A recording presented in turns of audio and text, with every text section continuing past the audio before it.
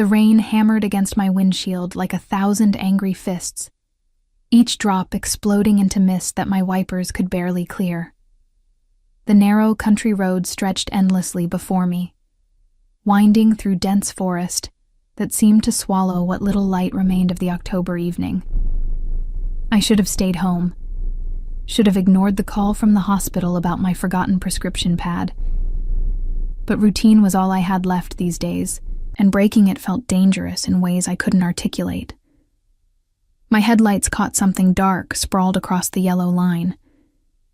At first, I thought it was a deer, another casualty of these treacherous mountain roads. But as I slowed, my heart climbing into my throat, I realized the shape was wrong, too angular, too human. I stopped the car 20 feet away, my hands trembling on the steering wheel. Every instinct screamed at me to drive past, to call 911 from a safe distance, to not get involved. I'd learned that lesson the hard way. Getting involved meant pain. It meant loss. It meant standing in a cemetery under gray skies, watching a tiny casket being lowered into the ground, while your ex-husband blamed you for everything with his silence. But I was still a nurse, even if I no longer worked at the hospital, even if I'd chosen isolation over healing, solitude over saving lives. Some things were coded too deeply into your DNA to ignore. I grabbed my emergency medical kit from the trunk, the one I kept stocked out of habit, and approached the figure with my phone's flashlight cutting through the darkness. The rain soaked through my jacket within seconds, plastering my blonde hair to my face, but I barely noticed. All my attention focused on the man lying motionless in the road. He was on his side, one arm trapped beneath him, the other flung out as though reaching for help that hadn't come. Blood pooled beneath his torso, mixing with rainwater to create pink rivulets that ran toward the drainage ditch. His suit was expensive. I could tell even in the dark and ruined by weather and violence. Charcoal gray, perfectly tailored before the bullet holes had torn through it. Bullet holes. My breath caught as I knelt beside him, professional instinct overriding the fear that screamed through my nervous system. His face was turned away from me, but I could see the strong line of his jaw, the dark hair plastered to his skull, the broad shoulders that suggested someone who took care of himself, someone important, someone dangerous. I pressed my fingers to his neck, searching for a pulse. For a long moment, nothing. Then, faint and thready beneath my fingertips, the flutter of life stubbornly refusing to surrender. "Can you hear me?" I asked, already assessing his injuries with hands that knew this dance too well. 2 gunshot wounds that I could see, one in his left shoulder, one in his side. The shoulder wound wasn't bleeding much anymore, but the side was serious, possibly a through and through, but I couldn't tell without moving him, and moving him might kill him. His eyelids flickered. Dark eyes, nearly black even in the flashlight's beam, focused on me with an intensity that made me draw back instinctively. There was something primal in that gaze, something that recognized I was prey even as he lay dying in the rain. "Hospital," he managed, his voice a rough whisper. "Can't. They'll find me." "You need a hospital," I insisted, already pulling out my phone. "You've been shot. I can't." His hand shot out with surprising speed, clamping around my wrist with enough force to make me gasp. "No hospital," he repeated, and this time there was steel beneath the pain in his voice. "Please, they'll kill me." I looked into those dark eyes and saw truth there, along with something else. Desperation. The kind of desperation I recognized from my own mirror, the kind that came from losing everything and clinging to life by your fingernails. "I can't treat gunshot wounds in the middle of the road," I said, my voice steadier than I felt. "Even if I wanted to help you, which I haven't decided yet, I'd need supplies, equipment, a sterile environment. Your place." It wasn't a question. Somehow he knew I lived nearby, or maybe he was just gambling on human decency. "Please, I won't hurt you. I just need to live through the night. Every rational thought told me to refuse, to call the police, to let someone else deal with this nightmare. But as I knelt there in the rain with this stranger's blood on my hands, I thought about all the nights I'd lain awake wishing I could go back, wishing I could save the one person I'd failed to save. My son. My beautiful boy who'd needed me and found me wanting. Maybe this was penance. Maybe this was a chance to prove I could still save someone, even if I hadn't been able to save the person who mattered most. My car's right there, I said, making a decision I knew I'd probably regret. Can you walk if I help you? I can try. Getting him to his feet was a nightmare of suppressed groans and dead weight that nearly dragged us both down. He was tall, at least 6'2", and solid with muscle despite the blood loss. I wedged myself under his uninjured shoulder and half dragged, half carried him to my Subaru. Every step felt like it took an hour. Every labored breath from him made me certain he'd collapse before we reached the car. But somehow, we made it. I maneuvered him into the back seat where he could lie down, then threw a blanket over him from my emergency kit. His eyes had closed again, and for a terrible moment, I thought I'd lost him, but his chest still rose and fell, shallow but steady. The drive to my house took 12 minutes that felt like 12 hours. I kept glancing in the rearview mirror, checking to make sure he was still breathing, watching for headlights that might belong to whoever had done this to him. The isolation I'd craved suddenly felt like a liability. My nearest neighbor was 3 miles away. No one would hear me scream. My house appeared like a beacon in the darkness, a small craftsman-style cottage I'd bought with the divorce settlement. It was supposed to be my fresh start, my sanctuary. Now I was bringing danger right through the front door. I pulled up as close to the entrance as possible and killed the engine. The rain had eased to a steady drizzle, but the wind had picked up, rattling the trees that surrounded my property. I had to work quickly. Getting him inside was even harder than getting him to the car. He was barely conscious now, his weight nearly impossible to support. I managed to drag him through the front door and into the guest bedroom I never used, the one that was supposed to have been a nursery before everything fell apart. I laid him on the bed, already mentally cataloging what I'd need. My home medical supplies were extensive, another remnant of my nursing days. Surgical gloves, antiseptic, gauze, sutures, antibiotics I wasn't supposed to have. I'd kept everything after leaving the hospital, some part of me unable to let go of being needed. His eyes opened as I began cutting away his shirt. "Thank you," he whispered. "I won't forget this." "Save your strength," I replied, my hands already moving with professional efficiency. "And don't thank me yet. This is going to hurt." As I examined the wounds more closely under the bedroom's harsh light, I saw that the shoulder injury was relatively clean, the bullet having passed through muscle without hitting bone. But the side wound was worse. The bullet had entered below his ribs on the left, and I couldn't see an exit wound, which meant it was still inside him, possibly lodged near his kidney or intestines. This was beyond my capabilities. This needed a surgeon, an operating room, equipment I didn't have. But looking at his face, at the determination in those dark eyes even as pain racked his body, I knew he'd refuse. Whatever he was running from was worse than death. So I would do what I could and pray it was enough. I cleaned and dressed the shoulder wound first, my hands moving with muscle memory while my mind raced. Who was this man? What had he done to deserve being shot and left for dead on a mountain road? And more importantly, who was looking for him? "I'm going to have to probe for the bullet in your side," I said, preparing the local anesthetic I'd managed to save from my hospital days. "I can numb the area, but it's going to be agonizing.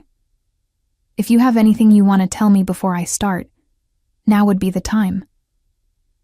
His lips curved into something that might have been a smile if it wasn't twisted with pain. "My name is Henry," he said, "and I'm very sorry for what's about to happen to your life." The bullet extraction took 3 hours that felt like 3 days. Henry passed out twice from the pain despite the local anesthetic, which was probably a blessing. I'd had to dig deeper than I'd hoped, my hands slick with blood and sweat as I worked by the light of a desk lamp I'd positioned overhead. When I finally felt the forceps close around metal and pulled the deformed slug free, I nearly collapsed with relief. The bullet sat in a steel bowl on my nightstand now, a small piece of evidence I probably should have destroyed but couldn't bring myself to. It was proof that this had really happened, that I'd really done this insane thing. I stitched him closed with hands that had steadied after the initial panic, applied fresh dressing, and started an IV drip of fluids I'd kept for emergencies. He needed blood, but I had no way to provide that. All I could do was keep him hydrated and pump him full of the strongest antibiotics I had. It was nearly 3 in the morning when I finally sank into the chair beside his bed, too exhausted to move. Rain still pattered against the windows, a gentle percussion that should have been soothing but only reminded me how isolated we were, how vulnerable. I studied his face in the dim light. Even unconscious and pale from blood loss, he was striking. Strong features that suggested Mediterranean heritage, a straight nose that looked like it had been broken at least once, full lips that were surprisingly soft-looking in a face otherwise carved from granite. There was a scar along his jawline, old and faded, and another near his hairline. This wasn't his first brush with violence. My phone buzzed in my pocket, making me jump. A text from my ex-husband, Marcus. "Just checking in. Hope you're doing okay with the anniversary coming up. The anniversary of Tyler's death. Our 3-year-old son who drowned in our pool while I was inside, just for a moment, just to answer a work call that couldn't wait. The call that had cost me everything." I deleted the message without responding, as I always did. Marcus's guilt-wrapped concern was something I couldn't handle on top of everything else. He'd blamed me, quietly but completely, until the weight of his unspoken accusations had crushed our marriage into dust. Harper. The name was barely a whisper, but it jerked my attention back to the bed. Henry's eyes were open, focused on me with an intensity that made my breath catch. "How do you know my name?"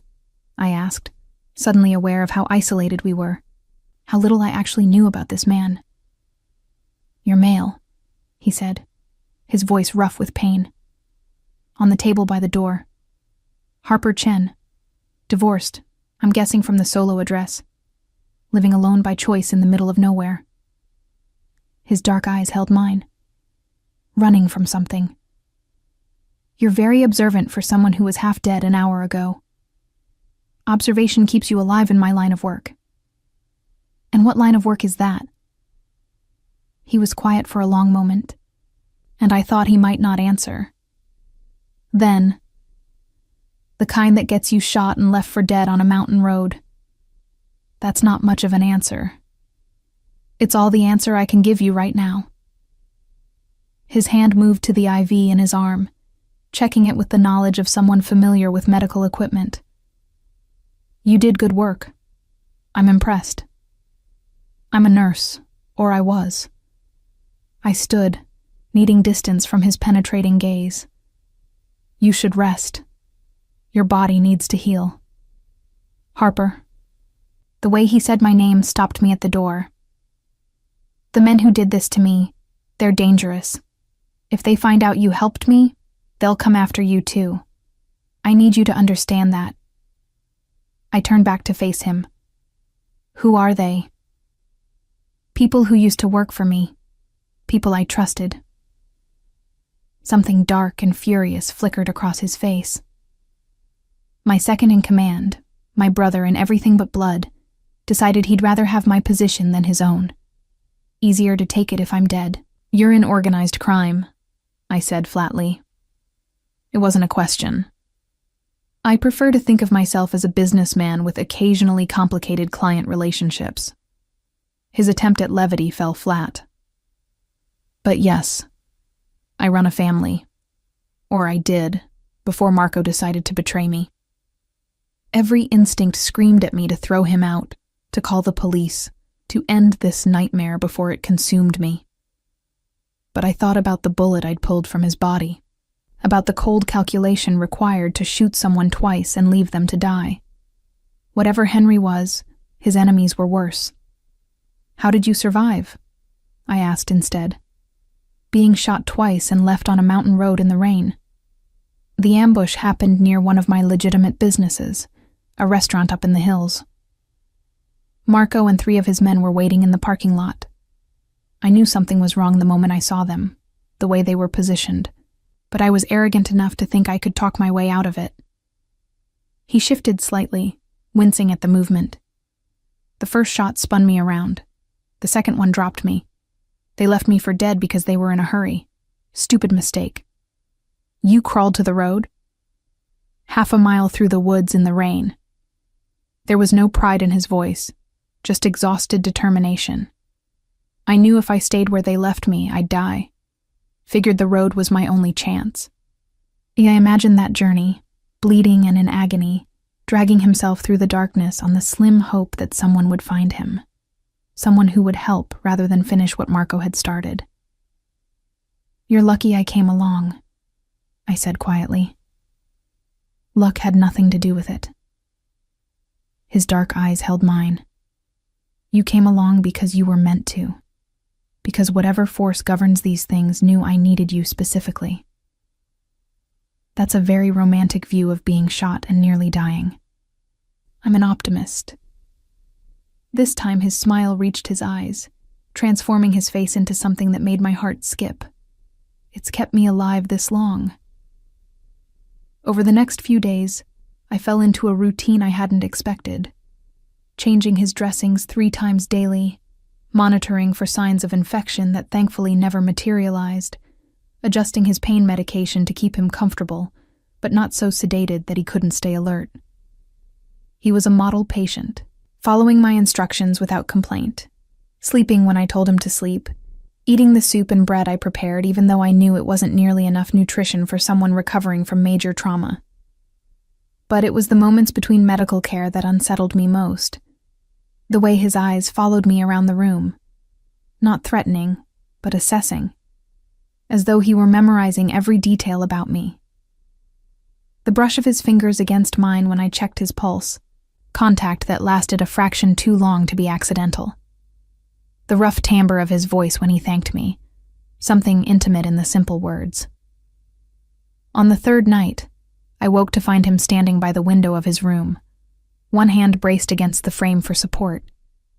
He'd pulled on a pair of my ex-husband's sweatpants that I'd found in a box in the garage, but his torso was bare except for the bandages. In the moonlight filtering through the curtains, I could see the defined muscles of his back, the way they shifted as he breathed. You should be in bed, I said from the doorway.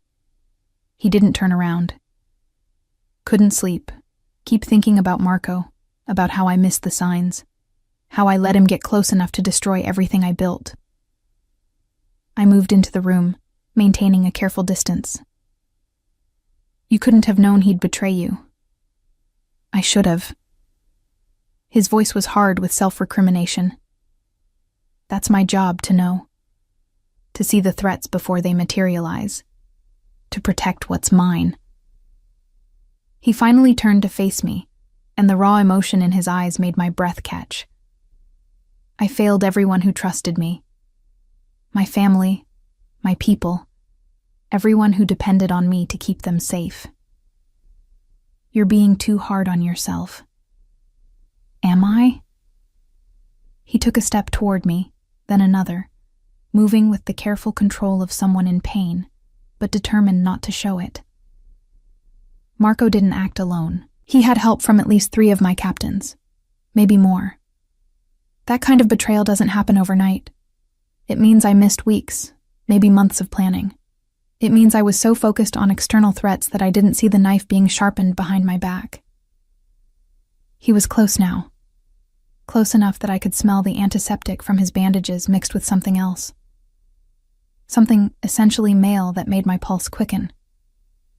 I should have stepped back, maintained professional distance, reminded myself that he was a patient, and I was his caregiver and nothing more. But I didn't move. "What will you do?" I asked quietly. "When you're healed. Will you go back?" "I don't know yet." His hand came up, fingers brushing a strand of hair from my face with unexpected gentleness. "First, I need to figure out who I can trust, who was in on Marco's plan and who's still loyal. Then I need to get word to them that I'm alive." "Won't that just paint a target on your back again?" "The target's already there, Harper. I'm a dead man walking until I reclaim what's mine." His thumb traced along my jawline, and I shivered despite myself. "But I'm starting to think there might be things worth living for that I hadn't considered before. I knew I should pull away, should maintain the boundaries I'd erected after Marcus and Tyler. But standing there in the moonlight with Henry's dark eyes boring into mine, I felt something I hadn't felt in 3 years. Want, need, the desire to be touched not as a punishment or obligation, but as something cherished. "This is a bad idea," I whispered, even as my body swayed toward his. "Probably." His other hand came up to frame my face, his touch reverent despite the roughness of his palms. "But I've spent my whole life making calculated decisions, weighing risks and benefits. Maybe it's time I did something just because it feels right. You're still recovering. You're vulnerable. I've never felt less vulnerable in my life." His forehead rested against mine, his breath warm against my lips. "Tell me to stop, Harper. Tell me this crosses a line and I'll go back to bed, and we'll pretend it never happened." I should have said the words, should have stepped back and re-established the professional distance that kept me safe. But instead, I closed the gap between us and kissed him. His response was immediate and overwhelming. One hand tangled in my hair, while the other pulled me against him, careful of his injuries but urgent nonetheless. He kissed me like a man drowning, like I was air and he'd been underwater for far too long. And I kissed him back with a desperation that surprised me. 3 years of isolation and grief pouring into the contact. We broke apart, gasping, both breathing hard. His eyes were darker than before, dilated with desire that matched my own. "Tell me to stop," he repeated, but there was no conviction in his voice now. "I can't," I admitted. "God help me, I can't." "Then come to bed with me." His voice was rough with need. "Let me touch you properly. Let me show you what you've awakened in me." Every rational thought screamed that this was insane, that I was conflating gratitude with attraction, that I was vulnerable and making terrible decisions. But for the first time since Tyler's death, I felt alive. I felt wanted not out of obligation, but out of genuine desire. So I took his hand and let him lead me to the bed. Let him peel away my clothes with hands that trembled slightly. Let him worship my body with a reverence that brought tears to my eyes. And when he finally claimed me, moving carefully because of his wounds, but with an intensity that left no doubt about his desire, I felt something crack open inside me. The walls I'd built around my heart, the isolation I'd wrapped myself in like armor, all of it crumbled in the face of this connection I hadn't expected and couldn't deny.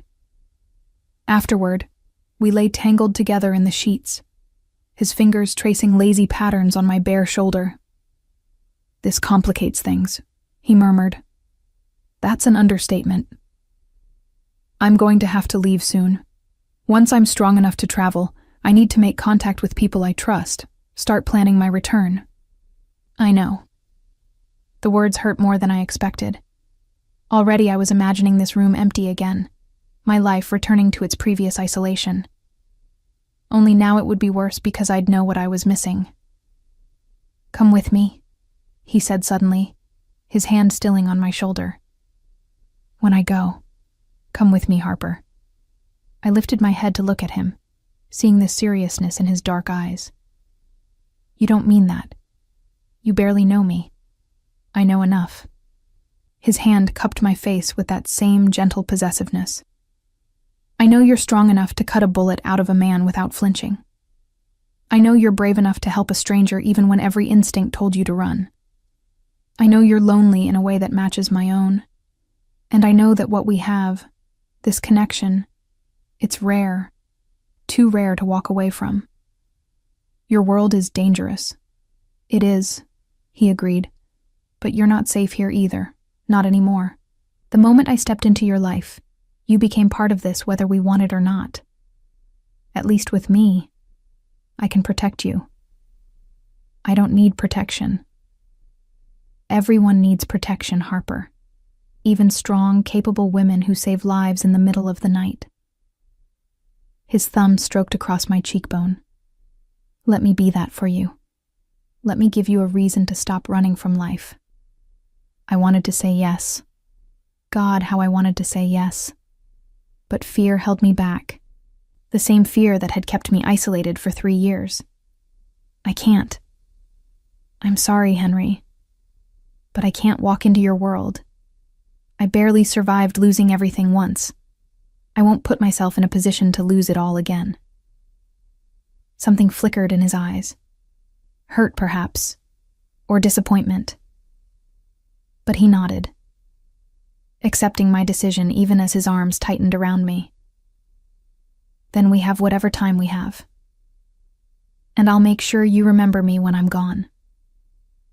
As I drifted toward sleep in his arms, I tried to memorize the feeling of being held, of being wanted, of being alive, because I knew that when Henry left, he'd take this feeling with him, and I'd be alone again, with nothing but memories to keep me warm through the long, cold nights ahead. The illusion of safety lasted exactly 6 more days. 6 days of Henry growing stronger, his movements less careful, his color returning to something approaching healthy. 6 days of me pretending this was sustainable, that we could exist in this bubble forever, that the outside world wouldn't eventually come crashing through my door. 6 days of stolen moments that felt like a lifetime. Mornings when I'd wake to find him watching me with those dark, intense eyes. Afternoons when he'd help me cook, moving around my kitchen with surprising domesticity for a man who commanded an empire. Evenings when we'd sit by the fire and he'd tell me stories about his life, carefully editing out the violence but giving me glimpses of the man beneath the mafia boss. And the nights. God, the nights. When he'd pull me close and make love to me with a desperate intensity that suggested he was trying to memorize every inch of my body, every sound I made, every way I responded to his touch, as though he knew our time was running out. It was a Tuesday morning when everything changed. I was in the kitchen making coffee, humming quietly to myself, when Henry appeared in the doorway. His face was tight with an expression I'd learned to recognize over the past week. Danger. Get dressed, he said quietly. Pack a bag. Only essentials. My blood ran cold. What's wrong? I don't know yet. But something's off. He moved to the window, careful to stay to the side where he wouldn't be visible from outside. There's a car at the end of your driveway. Black SUV, tinted windows. It's been sitting there for 20 minutes. I joined him at the window, my heart hammering. He was right. The vehicle was positioned just where my driveway met the main road, close enough to watch the house but far enough to not be immediately obvious. Maybe it's lost, I suggested, knowing even as I said it that I didn't believe it. Maybe. But his tone said he didn't believe it either. Harper, I need you to trust me. If that car is what I think it is, we have maybe 10 minutes before they move in. Move in? Here? Fear spiked through me, hot and acidic. How would they even know to look here? I don't know. His jaw clenched. But I'm not waiting around to find out. Get dressed. Now. I ran to my bedroom, throwing on jeans and a warm sweater with shaking hands. I grabbed a duffel bag from my closet and started stuffing it with clothes, toiletries, my laptop, anything I could think of that I might need. My mind was racing. unable to process that my sanctuary was about to become a war zone. When I returned to the living room, Henry had changed into the clothes I'd bought him at a local store. Dark jeans and a black Henley that emphasized his broad shoulders. He'd found my ex-husband's jacket in the closet, and despite the situation, some part of me noticed how much better it looked on him. He was on his phone, speaking in rapid Italian to someone on the other end. His voice was hard, commanding, the voice of a man used to giving orders and having them obeyed instantly. This was the Henry his world knew, not the tender lover who'd held me through the night. "Dante's coming," he said when he hung up, tucking the phone into his pocket. "He's one of my captains, someone I know I can trust. He's 40 minutes out." 40 minutes is a long time. It is. He crossed to me, his hands framing my face with that gentle possessiveness I'd come to crave. "Listen to me carefully. If things go bad, if they get in here before Dante arrives, I need you to run. There's a trail behind your house that leads to the fire road. Take it and don't look back. Dante knows where to find you. I'm not leaving you." "Yes, you are." His voice was firm. "Harper, these men won't hesitate to kill you to get to me, and I won't let that happen. I won't let another person die because of me." Before I could argue, the sound of car doors slamming echoed from outside. We both froze, then moved to the window. The black SUV was now parked directly in front of my house, and 4 men were climbing out. They wore dark clothing and moved with military precision, spreading out to cover all the exits. "Too late to run," Henry said quietly, his hand moving to the small of his back, where I now saw he'd tucked a gun I hadn't known he had. "Stay behind me. No matter what happens, stay behind me." The knock on the door was almost polite. 3 sharp raps that somehow sounded more threatening than if they'd simply kicked it in. "Henry Castellano," a voice called from outside. "We know you're in there. Marco wants to talk. Come out peacefully and the woman doesn't have to get hurt." Henry's jaw clenched. "Marco's not here himself. Interesting. He's still not sure if I'm really alive or if this is a trap." "What do we do?" I whispered. He was quiet for a moment, his mind clearly racing through options. Then he did something I didn't expect. He smiled, cold and dangerous. "We give them what they want, but not the way they're expecting." He raised his voice, calling toward the door. "I need medical attention. The woman's a nurse. She was treating me when you showed up. Let me stabilize and I'll come out." There was a pause, then muffled discussion from outside. Finally, "You have 5 minutes. Then we're coming in anyway." Henry turned to me, his hands on my shoulders. "Here's what's going to happen. You're going to walk out first, hands up, scared. Play up the innocent bystander who got caught in the middle.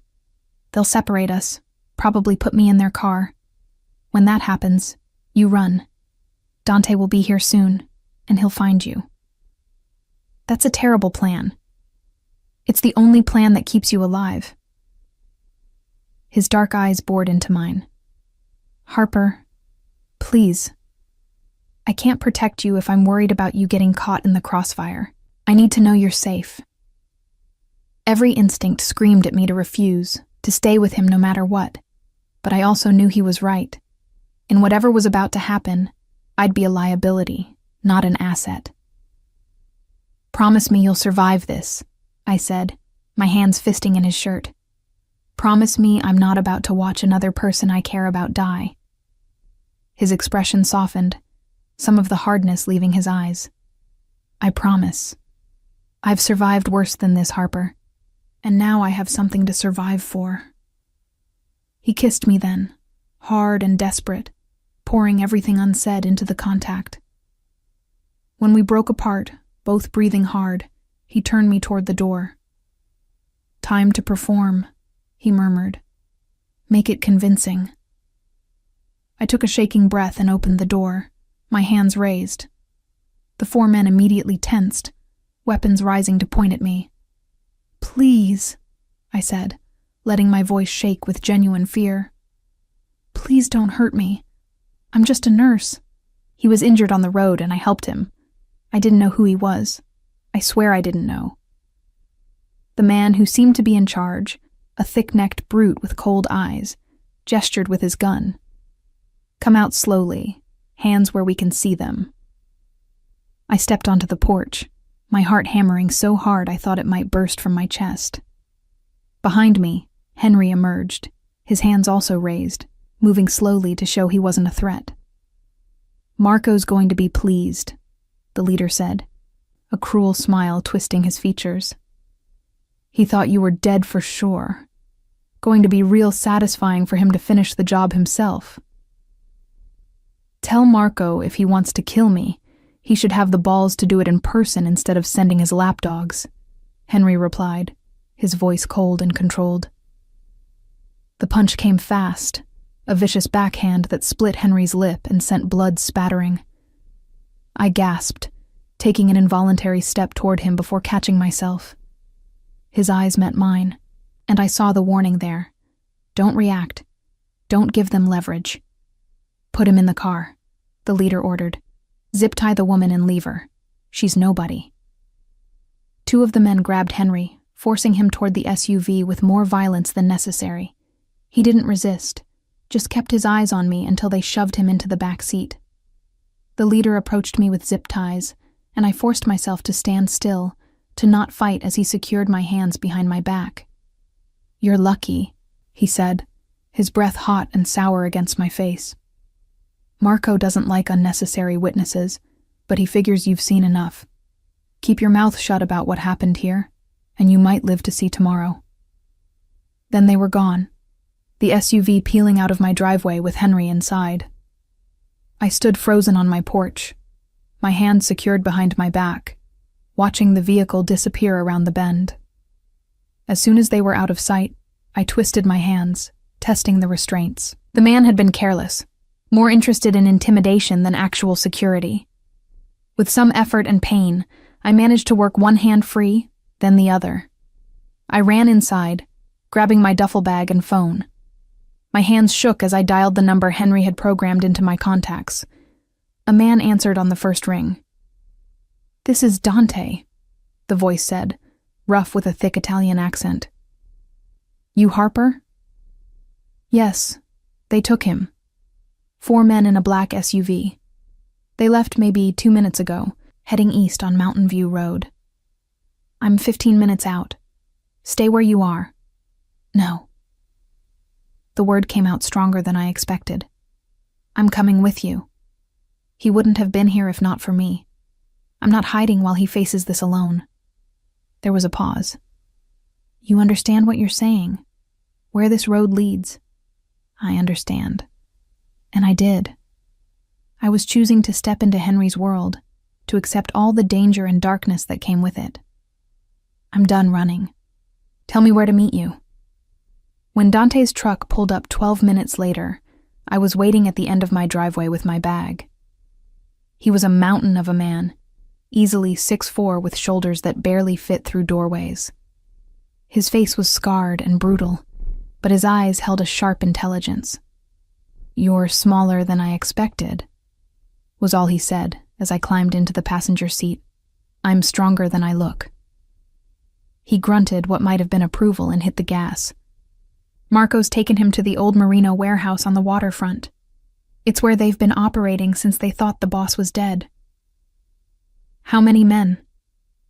"At the warehouse? Maybe a dozen. But half of them are still loyal to Henry. They just don't know he's alive yet. Marco's been telling everyone the rival Torinos killed him, using it to consolidate power. So, we have potential allies inside." Dante glanced at me with something like respect. "You think like one of us already?" "Yeah. If we can get word to the right people that the boss is alive, Marco's coalition falls apart. Problem is getting that word out before Marco puts a bullet in Henry's head." I thought about this, about the pieces on the board and how they might be moved. An idea began forming, dangerous and probably insane, but possible. Does Marco know me? Know what I look like? Shouldn't. Why? Because I have a plan. and it's going to require me to walk right through the front door. Dante listened as I explained, his expression skeptical, but gradually shifting to something like grudging admiration. "It's risky," he said when I finished. "Lot of ways it could go wrong. Do you have a better idea?" He was quiet for a moment. Then he smiled, a fierce expression that reminded me of Henry. "No. And the boss is going to either kill me or promote me for letting you do this. Maybe both." As we drove toward the waterfront, toward whatever waited at that warehouse, I thought about the woman I'd been 2 weeks ago. Isolated, broken, hiding from life. That woman would never have considered walking into a mafia stronghold to rescue a man she'd known for less than a month. But I wasn't that woman anymore. Henry had awakened something in me, something fierce and strong that refused to hide any longer. He'd claimed me as surely as I'd claimed him, and I'd be damned if I'd let Marco take him from me now. "Tell me about the layout," I said to Dante, my voice steady despite the fear singing through my veins. "I need to know every exit, every blind spot, every place where the advantage might shift in our favor." As he began describing the warehouse in detail, I mentally prepared myself for what came next. This was my choice, my decision to step into the darkness. And whatever happened, I'd face it standing up, fighting back, refusing to be a victim ever again. Henry had taught me that. Now it was time to teach Marco Castellano what happened when you underestimated the power of a woman with nothing left to lose. The Merino warehouse squatted on the waterfront like a rusting monument to decay, its corrugated metal walls streaked with salt and time. Through the grimy windows, I could see shadows moving, the shapes of men going about their business, unaware that everything was about to change. Dante had parked 2 blocks away in an alley that reeked of rotting fish and diesel fuel. He was on his phone, speaking rapid Italian to contacts inside the warehouse, people Henry trusted who'd been operating under Marco's control while thinking their boss was dead. "Okay," he said, ending the call and turning to me. "Roberto's in there. He was Henry's right hand before Marco, one of the old guard. He's got 5 men with him who were loyal to Henry's father before they were loyal to Henry. They'll move when we give the signal. And the signal is me walking through the front door claiming to be Marco's girlfriend." I heard the absurdity in my own voice, but pushed forward anyway. "Tell me again why this will work." "Because Marco's paranoid, especially now. He thinks Henry might have told people what happened before he died. He's been careful about his movements, keeping his girlfriend Sophia away from the warehouse for her safety." Dante pulled out his phone, showing me a photo. "This is her. You're similar enough, blonde, about the same height. With the right attitude and the dim lighting in there, you might be able to bluff your way to wherever they're holding Henry." I studied the photo. Sophia was beautiful in that polished way that spoke of money and maintenance. I looked nothing like her, really, but I understood Dante's point. In the chaos of men who weren't expecting an intrusion, similarity could become identity. What happens when they realize I'm not her? That's when Roberto and his men make their move. We've got surprise and numbers, barely. Marco brought 12 men.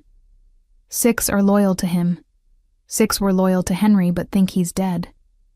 The moment they see him alive, the math changes in our favor. "Barely changes," I corrected. "It'll still be chaos. People could die. People are going to die anyway." His expression was grim. "If we don't move now, Henry's dead within the hour. Marco's just waiting until he's convinced Henry hasn't told anyone else where to find him. Then he'll put a bullet in his head and dump the body in the harbor." I thought about that. About Henry weighted down with chains, sinking into the dark water. About never seeing those intense eyes again. Never feeling his hands on my skin. Never hearing him say my name in that low, intimate way that made me feel cherished. "Tell Roberto to be ready," I said, opening the truck door. "I'm going in." Dante grabbed my arm, his grip firm but not painful. "You're brave," Henry chose well. He didn't choose me. I chose him. Sometimes it's the same thing. The walk to the warehouse felt like walking to my own execution. Every step echoed in my ears, amplified by adrenaline and fear. I'd changed into clothing Dante had brought from one of Henry's safe houses, expensive designer pieces that transformed me from rural nurse to urban sophisticate. My hair was pulled back severely, makeup applied with a heavy hand. I didn't look like Harper Chen anymore. I looked like someone who belonged in this world. The two guards at the entrance straightened as I approached, hands moving toward weapons.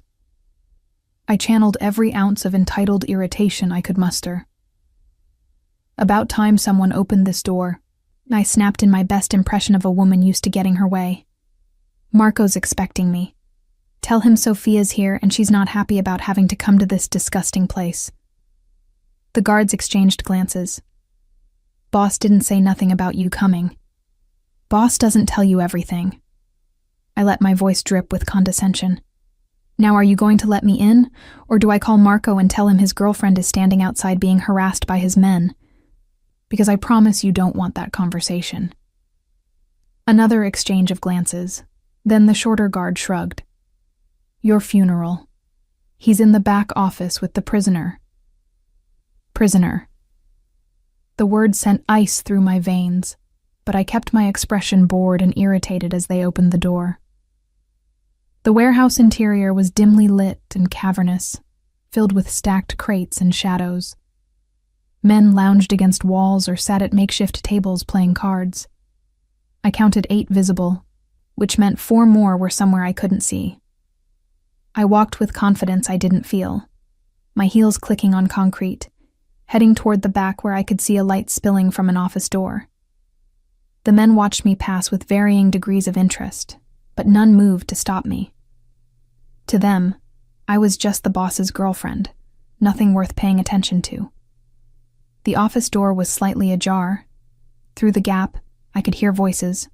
One I recognized as Henry's, rough with pain, but still defiant. The other must be Marco. You should have stayed dead, Marco was saying. Would have been cleaner for everyone. Now I have to explain to the families why you're dying again.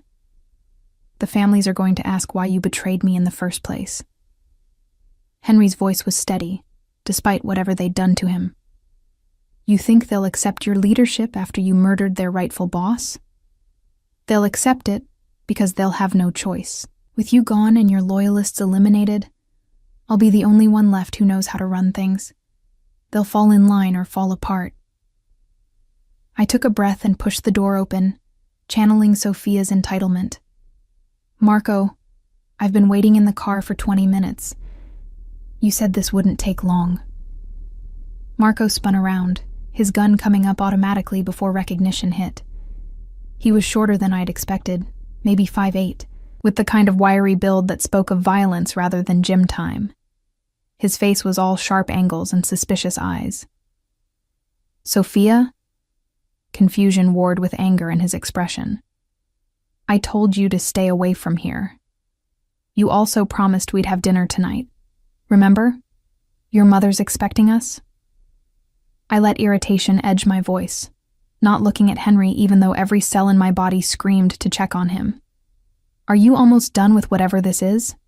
I finally let my gaze drift to Henry, and the sight made my breath catch despite my efforts to remain calm.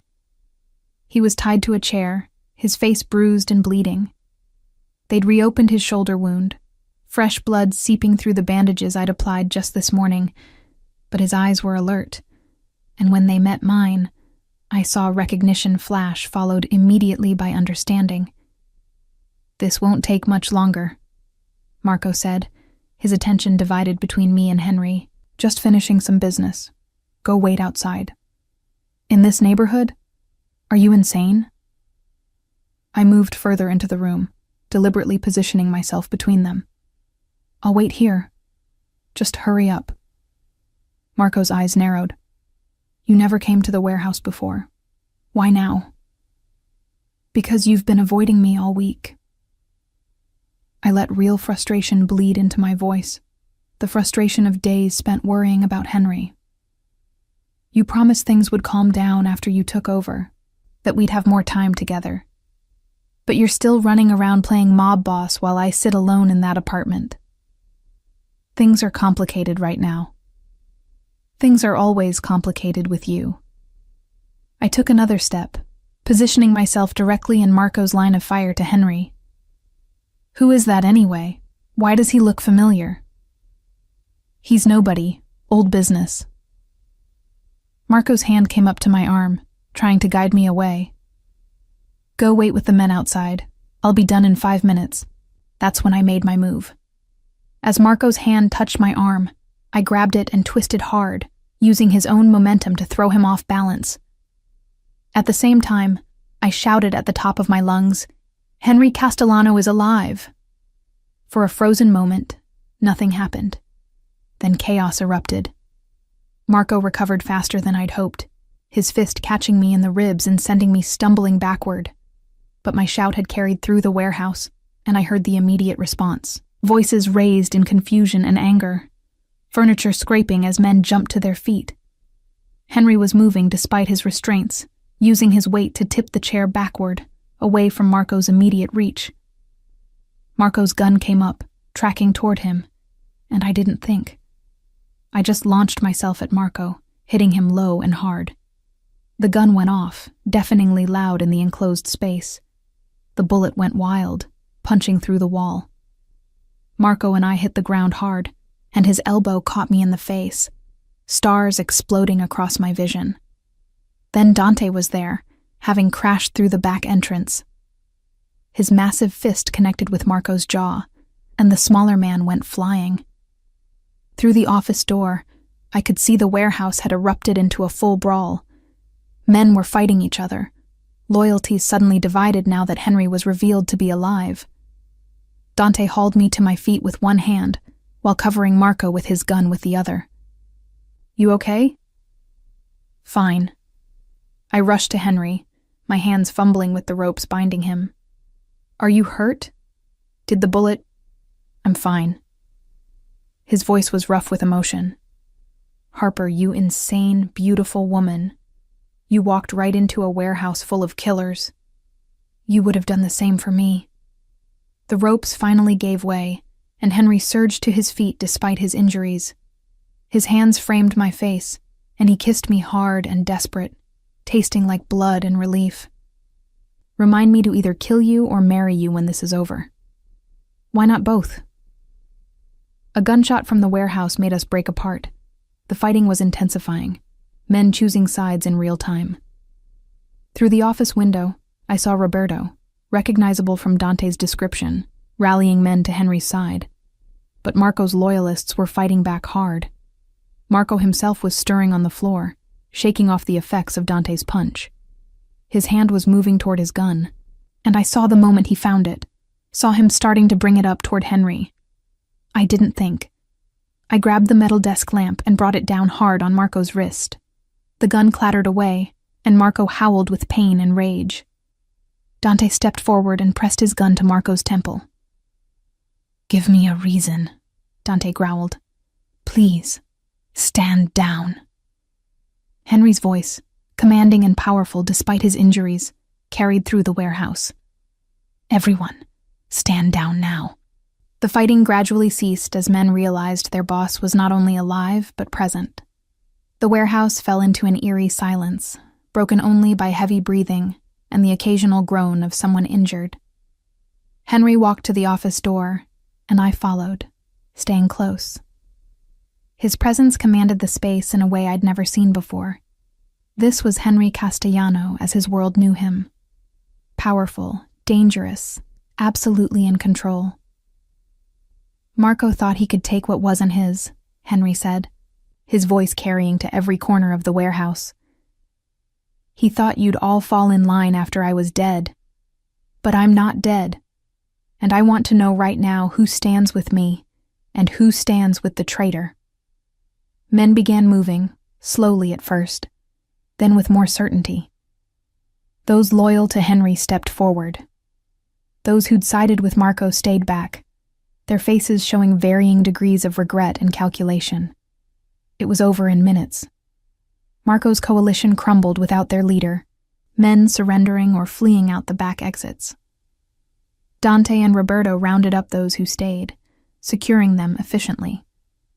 Marco himself was still on the floor of the office, cradling his broken wrist, his face twisted with hatred. "You should have stayed dead," he spat at Henry. "This isn't over." "Yes," Henry said quietly, "it is. You broke the most sacred rule, Marco. You betrayed family. There's only one punishment for that." I saw the fear flash across Marco's face then, saw him realize that his gamble had failed and what that failure meant. "Henry, please. We were brothers. Doesn't that count for something?" "It counted for everything. That's why this hurts." Henry nodded to Roberto. "Take him to the boat. Make it clean." "No!" Marco's voice rose to a scream as Roberto's men dragged him away. "Henry, you can't. We were family." "Were," Henry agreed. "Past tense." As Marco's screams faded into the distance, I felt Henry sag slightly beside me. The adrenaline was wearing off, and his injuries were catching up with him. I slipped under his arm, supporting his weight. "You need a doctor," I said quietly. "I have one. Best nurse I've ever met." His hand tightened on my shoulder. "Harper, what you did today was necessary and crazy, and I'd do it again." I looked up at him, seeing past the blood and bruises to the man beneath. "You said I had to choose whether to walk into your world. I'm choosing, if you'll have me. If I'll—" He laughed, the sound rough but genuine. "Harper, after what you just did, you're not walking into my world. You're ruling it beside me." Dante approached, his expression carefully neutral. "Boss, we need to move. Police will have heard about this by now, and we need to be gone before they arrive." Henry nodded, then addressed the men gathered in the warehouse. "Spread the word. The Castellano family is under my control again. Anyone who supported Marco's betrayal has 24 hours to leave the city. Anyone who stays accepts my rule and my judgment. Is that understood?" A chorus of affirmations echoed through the space. These men, I realized, were relieved. They'd been operating in chaos under Marco's paranoid leadership. Henry represented stability, tradition, the order they understood. As we left the warehouse, Dante supporting Henry on one side and me on the other, I felt the weight of what had just happened settling onto my shoulders. I'd walked into a mafia stronghold, impersonated a mob boss's girlfriend, and helped orchestrate a coup that had restored Henry to power. My old life was gone. The isolated nurse hiding from the world had died in that warehouse. In her place was someone new, someone stronger, someone who'd chosen to stand beside a dangerous man and help him reclaim his throne. As we climbed into Dante's truck, Henry pulled me close despite his pain. "Are you sure about this?" he asked quietly.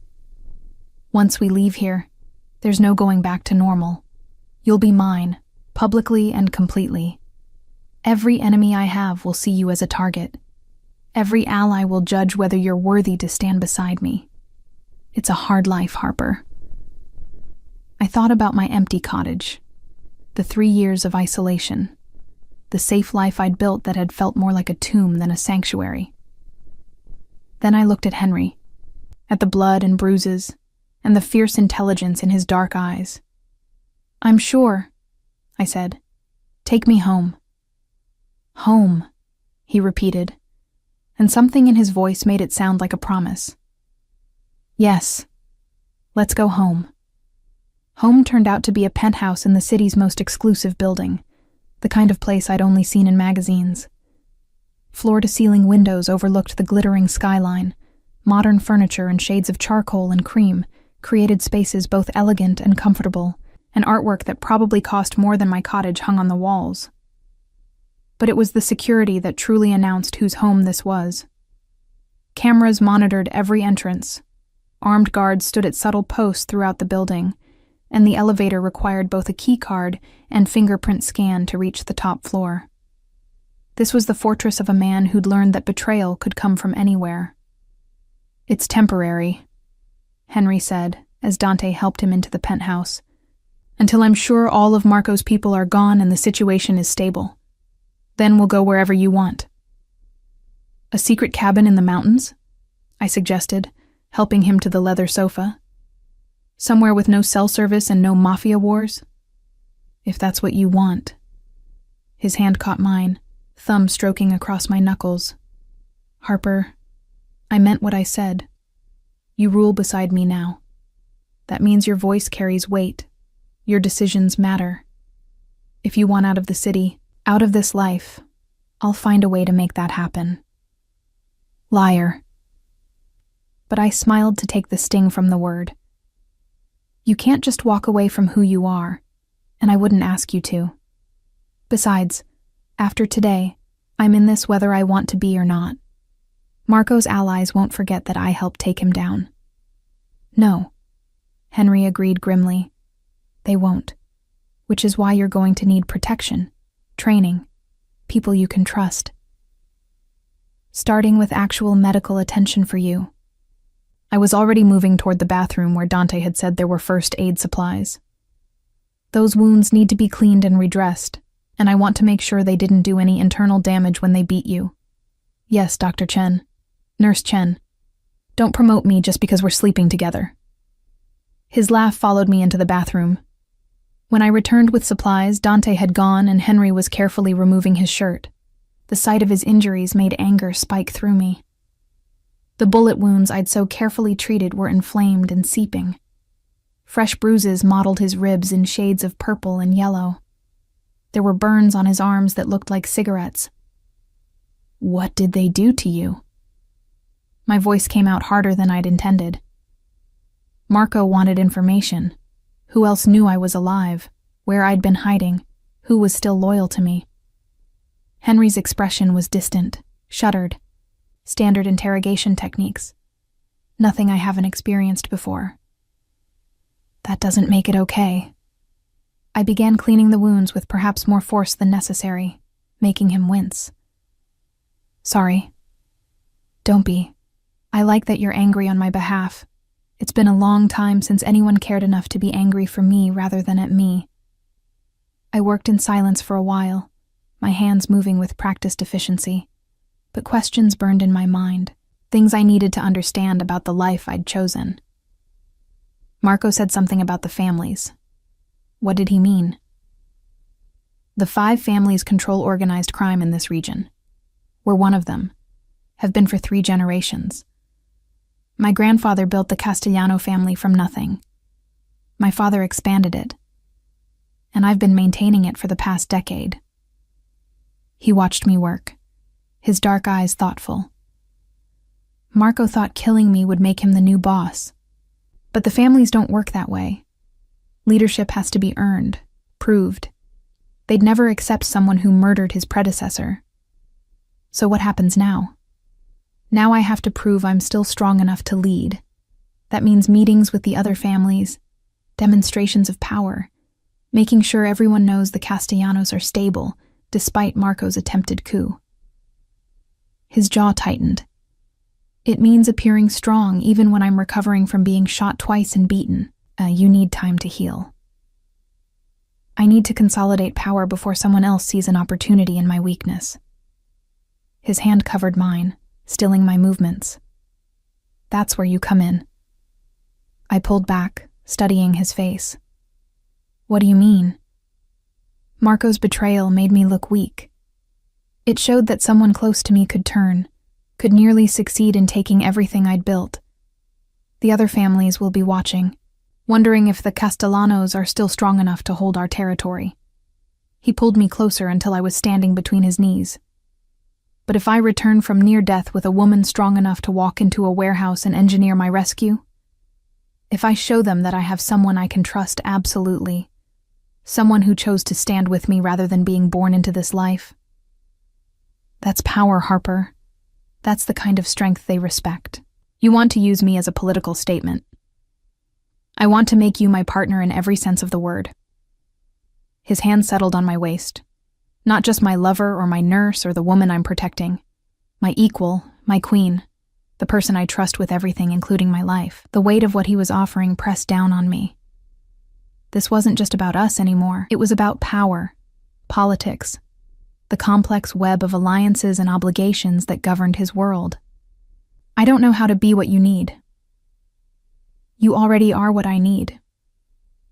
His thumb traced along my jawline. Harper, you saved my life twice now. First when you pulled me from that road, and again today when you walked into Marco's stronghold. You're brave, intelligent, capable of making hard decisions under pressure. Those are exactly the qualities I need in a partner. What about love? The question slipped out before I could stop it. Is that part of this equation or just a convenient bonus? His expression softened, some of the calculated politician fading to reveal the man beneath.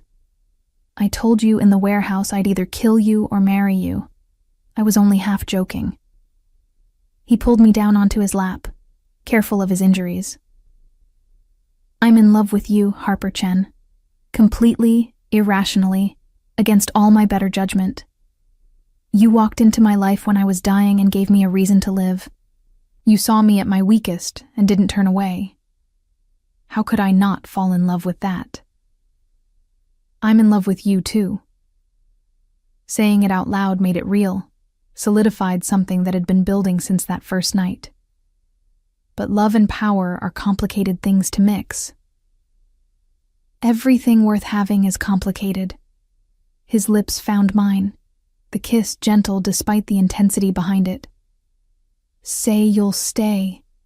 Say you'll stand beside me while I rebuild what Marco tried to destroy. Say you'll be mine, publicly and completely. I already said yes to all of that. In the truck, remember? Say it again. I need to hear it. Yes. I kissed him between words. Yes to staying. Yes to standing beside you. Yes to being yours. I pulled back, my hands framing his face. But you need to be mine too, Henry.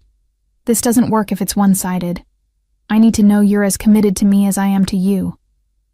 I'm committed to you with everything I have. His voice was rough with emotion. Harper, you're the first real thing in my life. Everyone else wants something from me, power or protection or permission. But you just want me.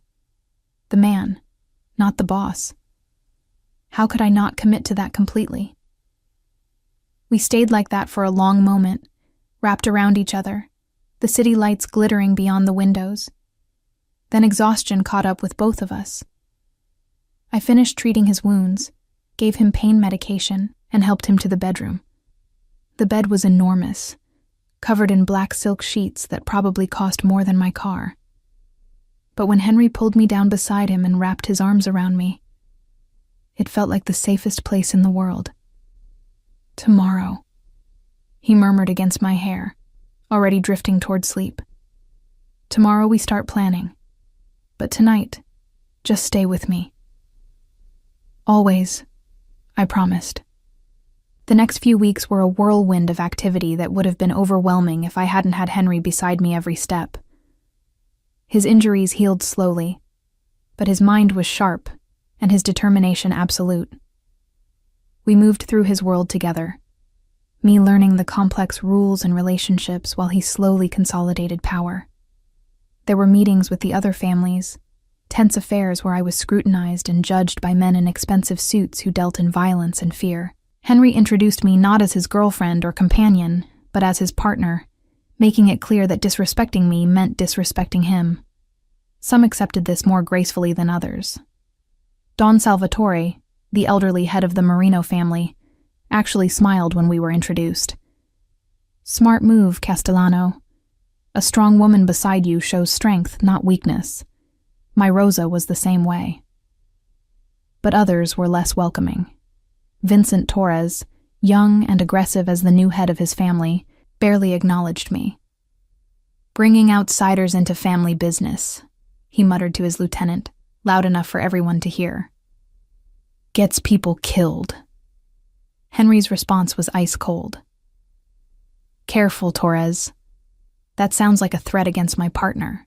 And threats against what's mine have a way of becoming very expensive for the people making them. The tension in the room ratcheted up several notches. Vincent's hand twitched toward his jacket, and I saw several other men shift their positions. This was how wars started, I realized. One careless word, one perceived slight. I stepped forward, my voice calm. Don Torres, I understand your concern. Change is always difficult, especially when it comes unexpectedly. But I'm not asking to be involved in family business. I'm simply standing beside the man I love while he does what needs to be done. Surely that's something we can all understand. The room went quiet. Then Vincent's expression shifted, some of the hostility draining away. My apologies, Miss Chen. You're right, of course. I meant no disrespect. After the meeting, in the car heading back to the penthouse, Henry pulled me close. That was brilliantly done. You diffused a situation that could have become very ugly. I just told the truth. No, you read the room and knew exactly what to say to calm everyone down without making me look weak. That's a gift, Harper. Not everyone has it. But not all the challenges were external. There were also Marco's remaining loyalists to deal with. Most had left the city as instructed, but a few had tried to stay, to continue undermining Henry's control from within. Dante handled most of them quietly, making problems disappear before they could become serious threats. But there was one, Marco's cousin Paolo, who refused to back down. He's been spreading rumors, Dante reported during one of our regular security briefings. Telling people the boss is weak, that you're controlling him, making him soft. Let him talk, Henry replied. Words can't hurt me. Words can become actions, I said, thinking of how Marco's betrayal had started with whispers and ended with bullets. Paolo needs to understand that challenging you isn't acceptable. Henry and Dante both looked at me with surprise. What are you suggesting? Henry asked carefully. I'm suggesting we meet with him, face to face, show him that we're united and strong, and that continuing to spread these rumors will only end badly for him. That's dangerous. Paolo's not stable. Meeting with him could give him an opportunity to try something. Then we control the environment, your territory, your terms, your security. I met Henry's gaze steadily. But we show him that threats against you are taken seriously, by both of us. Henry was quiet for a long moment. Then he nodded. Set it up, Dante. The warehouse where we took down Marco. Let Paolo see where traitors end up. The meeting was tense from the start. Paolo arrived with 2 men, his face twisted with barely concealed hatred as he looked at Henry. You wanted to talk? Talk. I want you to understand something, Henry said, his voice calm but carrying an edge of steel. Marco made a mistake. He thought he could take what wasn't his, and he paid the price. You can learn from his mistake, or you can repeat it. Your choice. Marco was right about you. Paolo's eyes flicked to me with contempt. You've gone soft, letting a woman into our world, taking her advice, making decisions based on pillow talk instead of power. The families are laughing at you. Are they? I stepped forward before Henry could respond. Because from what I've seen, the families respect Henry more now than they did before Marco's betrayal. They see a man who survived an assassination attempt and came back stronger. They see a leader who values loyalty and intelligence over mindless violence. If that's what you call soft, Paolo, then I'd hate to see your definition of strong. Paolo's face flushed with rage. His hand moved toward his jacket, and suddenly the air was electric with tension. Dante and the other guards had their weapons out instantly, all pointed at Paolo and his men. Don't, Henry said quietly. Whatever you're thinking of doing, don't. Because the moment you draw that weapon, this stops being a conversation and becomes something else entirely. Something that ends with your blood on this floor just like Marco's. Paolo froze, his hand hovering near his jacket. For a long moment, no one moved. Then slowly, carefully, he lowered his hand. "Smart choice," Henry continued. "Now here's what's going to happen. You're going to leave the city tonight. You're going to take your men and your complaints and you're going to disappear. If I hear you've been spreading rumors, if I hear you've been causing trouble, if I hear your name at all, I'll consider it an act of war.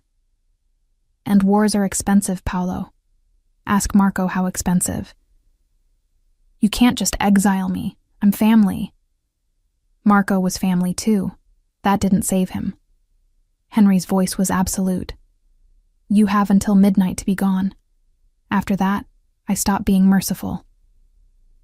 Paolo left, his humiliation and rage evident in every line of his body. When he was gone, Dante turned to me with something like respect. "You've got steel in you, Harper Chen. Most people would have stayed silent during that. Most people aren't partnered with Henry Castellano." I took Henry's hand, lacing our fingers together. We stand together or not at all. That night, as we lay in bed with the city lights casting shadows across the ceiling, Henry was quieter than usual. I could feel tension in his body that hadn't been there before. "Talk to me," I said, my hand tracing patterns on his chest. "What's bothering you?" Paolo called me soft, said the families were laughing at me.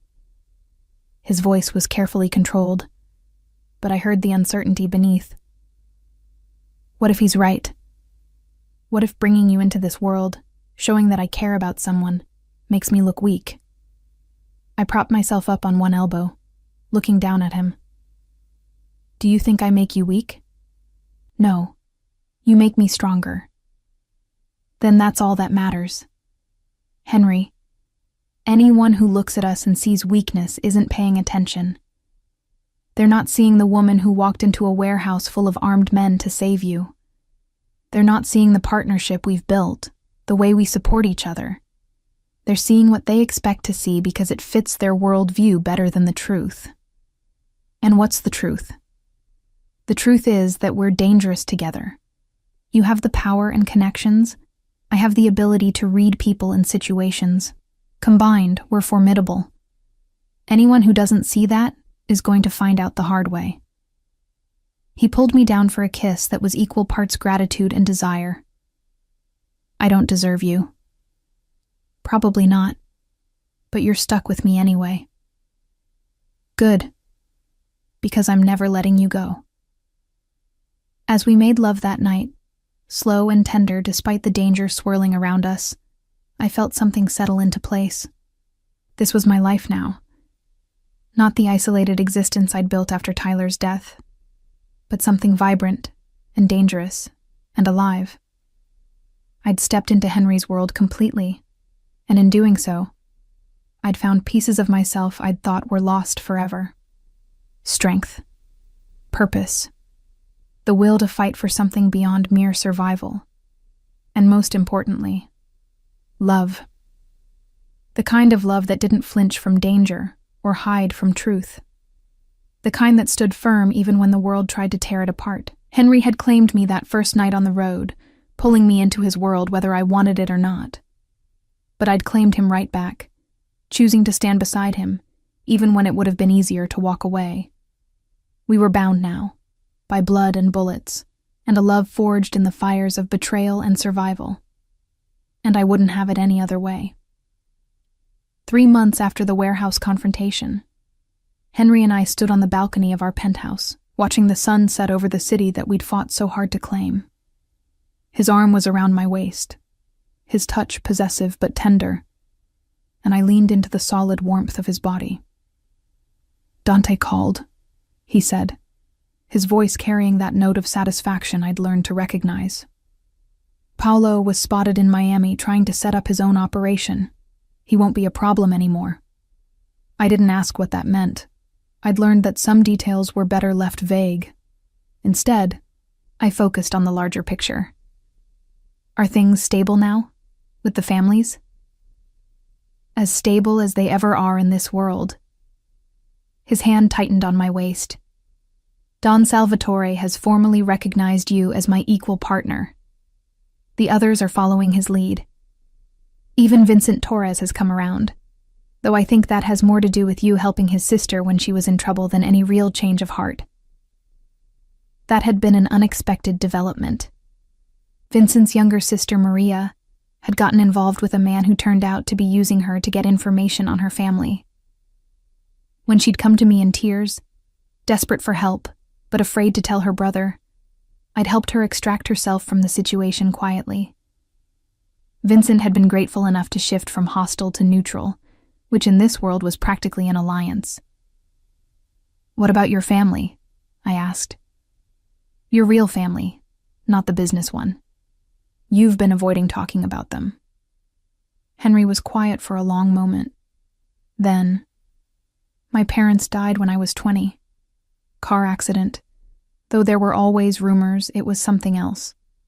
I have a younger sister, Gabriella. She's been living in Italy for the past 5 years, studying art history and pretending she's not a Castellano. Why haven't I met her? Because I've been protecting her from this life. She got out, Harper. She's normal, happy, far away from all of this. I didn't want to drag her back just because I found someone I wanted her to meet." I turned in his arms, reading the conflict in his dark eyes. "You think I'll corrupt her? Or that she'll judge you for being with me?" "I think she'll love you immediately, which will make it harder for her to maintain the distance she's worked so hard to create." His thumb traced along my jawline. "But you're right. It's time. She deserves to know about you, about us. And what exactly are we going to tell her about us?" I'd been avoiding this question, afraid of the answer. "I'm your partner in the business, your lover in private. But what are we, Henry? Long-term?" His expression shifted, something fierce and possessive replacing the uncertainty. "You're mine, Harper. Completely and absolutely. I thought that was clear. It's clear that you want me, but want isn't the same as commitment. Then let me be clear about commitment." He pulled a small velvet box from his pocket, and my breath caught. "Harper Chen, I'm asking you to marry me. Not because it's politically convenient or strategically smart, though it's both of those things, but because I love you. Because I can't imagine my life without you. Because you walked into my world and made it better simply by being in it." He opened the box to reveal a ring that made my vision blur with tears. It was an emerald, deep green, and flawless, surrounded by diamonds. "My grandmother's ring," he explained. "The only piece of jewelry my mother kept when she married my father. It's been waiting for the right woman for 2 generations. I think it's been waiting for you. Henry." My voice broke on his name. "Say yes. Say you'll stand beside me not just as my partner but as my wife. Say you'll build a life with me, dangerous and complicated as it might be. Say you're mine forever, not just for now." Every rational thought told me this was too fast, too intense, too complicated. We'd known each other for less than 4 months. We'd been forged in crisis and blood, not the normal progression of dating and courtship. There were 1,000 reasons to say no, to slow down, to think more carefully. But looking into Henry's dark eyes, feeling the weight of the ring he offered, remembering everything we'd survived together, I knew there was only one answer. Yes, the word came out stronger than I expected. Yes, I'll marry you. Yes, I'm yours forever. Yes to all of it. He slid the ring onto my finger with hands that trembled slightly, the only sign of how much this moment meant to him. Then he was kissing me, deep and claiming, sealing the promise we'd just made. When we finally broke apart, both breathing hard, he pressed his forehead to mine. "I promise you won't regret this. I'll spend the rest of my life making sure you never regret choosing me." "I don't regret it already." I touched his face, feeling the rough stubble beneath my palm. "Henry, You gave me a reason to live again. After Tyler died, I was just existing, hiding from the world. But you dragged me back into life, showed me I could be strong again. How could I regret that? Tell me about him, Henry said suddenly. Your son. You've mentioned him, but you've never really told me what happened. The question should have hurt, should have reopened wounds I'd worked so hard to seal. But instead, I felt a strange sense of relief. Someone was finally asking, finally wanting to know about the most important person I'd ever lost. His name was Tyler. He was 3 years old, brilliant and funny, and so full of life it hurt sometimes to watch him. I leaned back against the balcony railing, Henry's arms still around me. I was a trauma nurse at the hospital, always working, always stressed. My ex-husband Marcus blamed me for not being home enough. We fought about it constantly. What happened? I was home for once, supposed to be watching Tyler while he played in the backyard, but the hospital called with an emergency about a patient who was crashing. I took the call, just for a few minutes, keeping one eye on Tyler through the window. My voice cracked, but I forced myself to continue. Except those few minutes turned into 10, then 15. And in that time, Tyler somehow got through the fence and into the neighbor's pool. Henry's arms tightened around me, offering silent support. By the time I found him, it was too late. The paramedics tried, I tried, everyone tried. But he was gone, and it was my fault for being distracted, for prioritizing work over watching my son. The tears I'd been holding back finally spilled over. Marcus never forgave me. He never said the words, but I saw it in his eyes every day. Eventually, I couldn't take the guilt and the blame anymore, so I left. Bought that cottage in the middle of nowhere and spent 3 years punishing myself with isolation. It wasn't your fault, Henry said firmly. Accidents happen, Harper. Terrible, heartbreaking accidents that nobody could have prevented. I should have been watching him closer. You were a mother doing her job while trying to take care of her child. That's not negligence, that's life. He turned me to face him, his hands framing my face. Harper, listen to me. What happened to Tyler was a tragedy, but it wasn't your fault. You can't spend the rest of your life punishing yourself for being human. Marcus was wrong, and I suspect he was projecting his own guilt onto you, because it was easier than accepting that sometimes terrible things happen to good people for no reason at all. His thumb wiped away my tears. Tyler would want you to live, Harper. He'd want his mother to be happy, to find love again, to build a new life. Wouldn't he? I thought about Tyler's infectious laugh, his constant curiosity, the way he'd hug me so tight I could barely breathe. He'd been such a loving child. Yes, he would. Then honor his memory by living, by loving, by being the strong, capable woman you are instead of the ghost you've been pretending to be.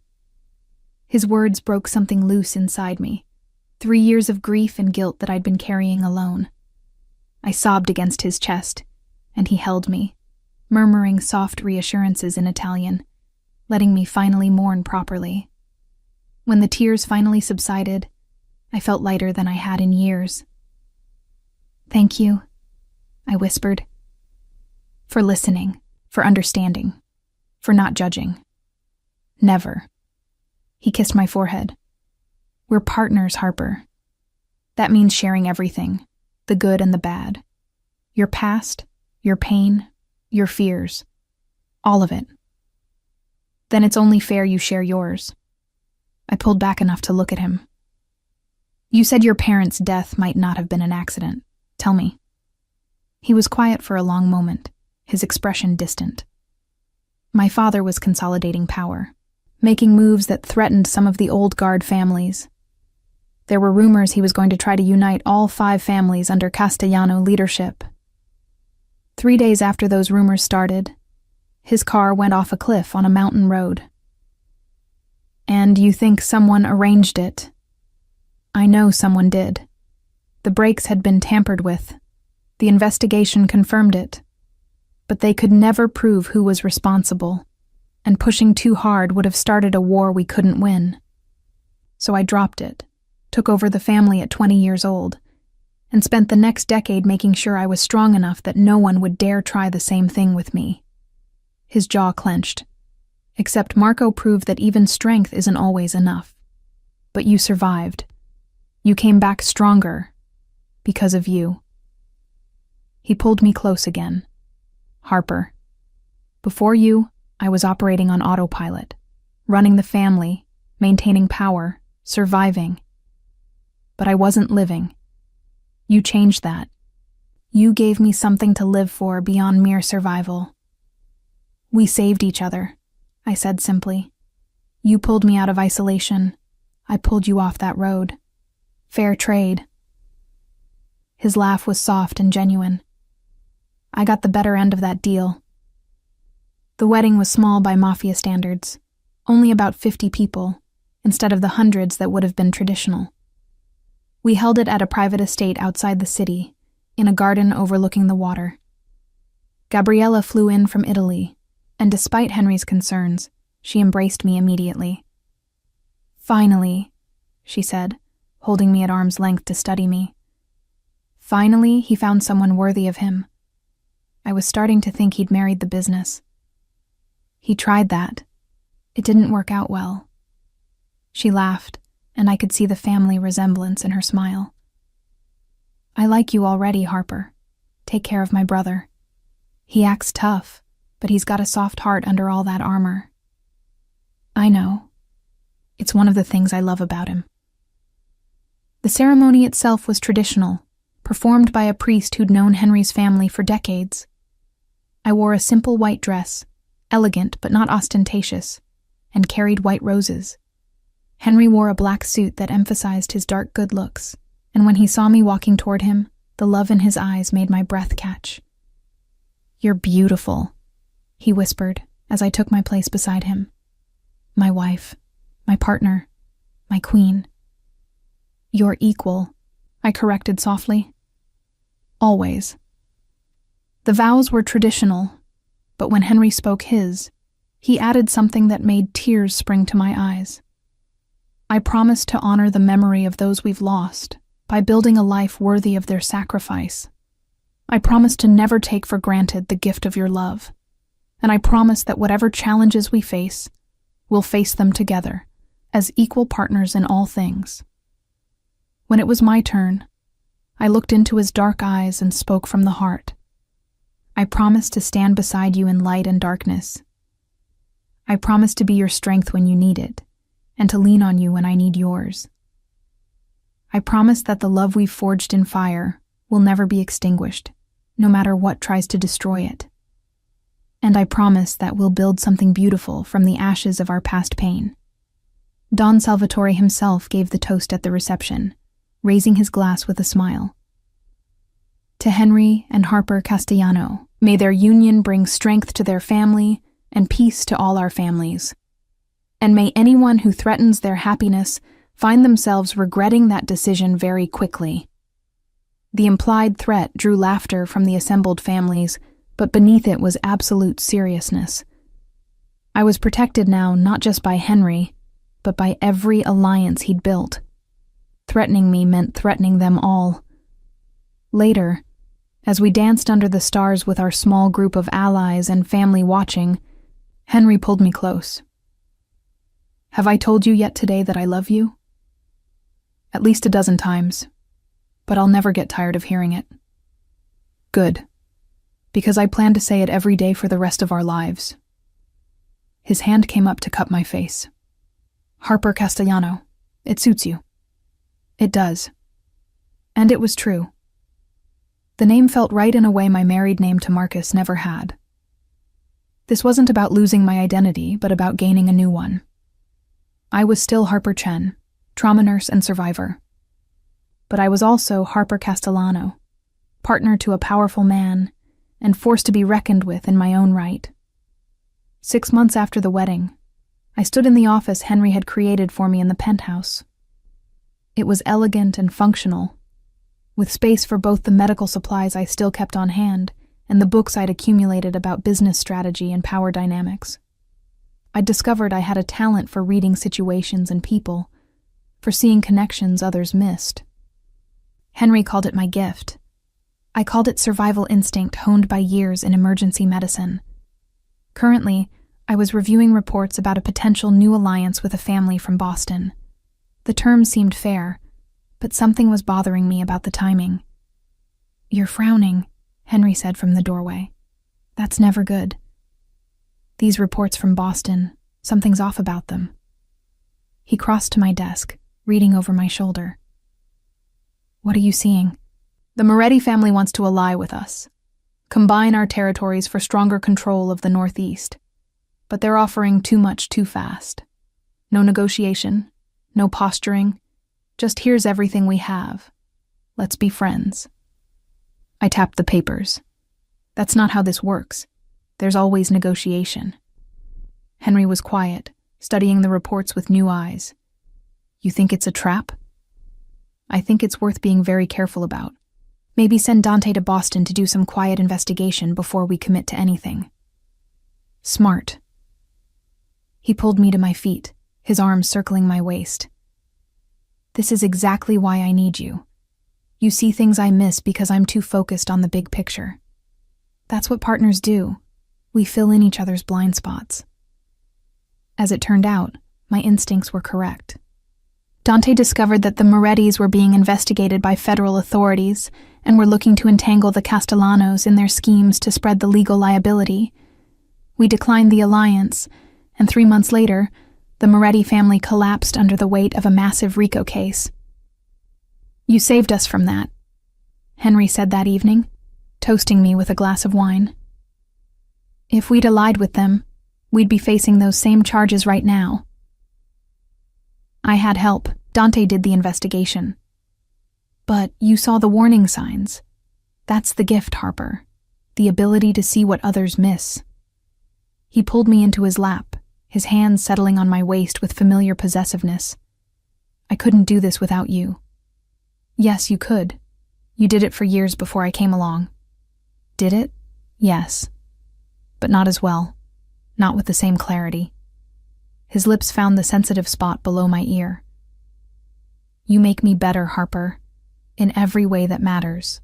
2 years after that night on the road when I'd pulled a dying man into my car, I stood in the nursery we'd prepared, one hand resting on my swollen belly. 8 months pregnant with our daughter, I still marveled at the journey that had brought me here.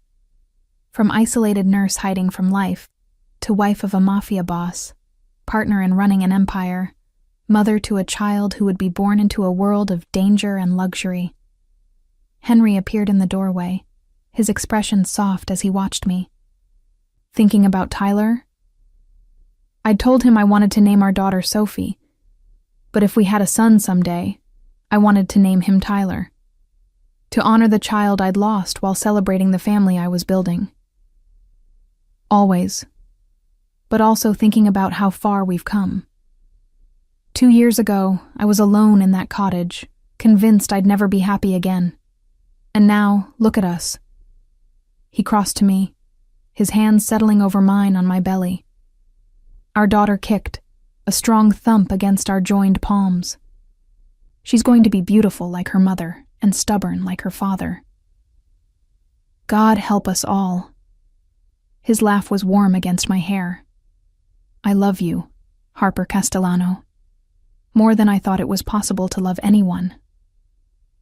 I love you too, even though you're a criminal who makes me an accessory to your crimes.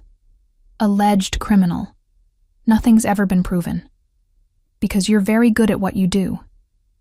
I learned from the best, and I have an excellent partner who keeps me from making stupid mistakes. His arms tightened around me.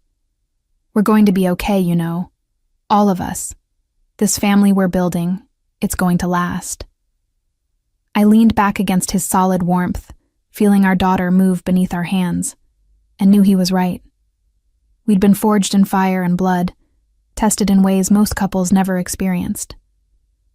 But we'd emerge stronger, more united, absolutely committed to each other and the life we were building. I'd walked into Henry's world expecting to save one life.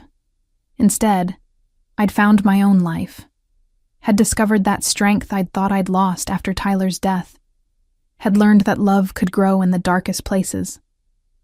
As the sun set over the city we ruled together, I made a silent promise to the child growing inside me and to the one I'd lost. I would be strong for them both. I would build a life worthy of their memory and their future. And I would never again hide from the world, no matter how much it frightened me. Because I was Harper Castellano now, wife, partner, soon-to-be mother again, and I was done being afraid. Henry's lips brushed my temple. What are you thinking about? The future, all the possibilities. And what do you see? I turned in his arms, looking up at the man who'd saved me as surely as I'd saved him. Everything. I see everything. And I did. A future filled with challenges and dangers, but also with love and family and the unshakable bond we'd forged. A future where we stood together against whatever tried to tear us apart. A future worth fighting for. Then let's go claim it, Henry said, his hand finding mine. Together. Together, I agreed. And we did.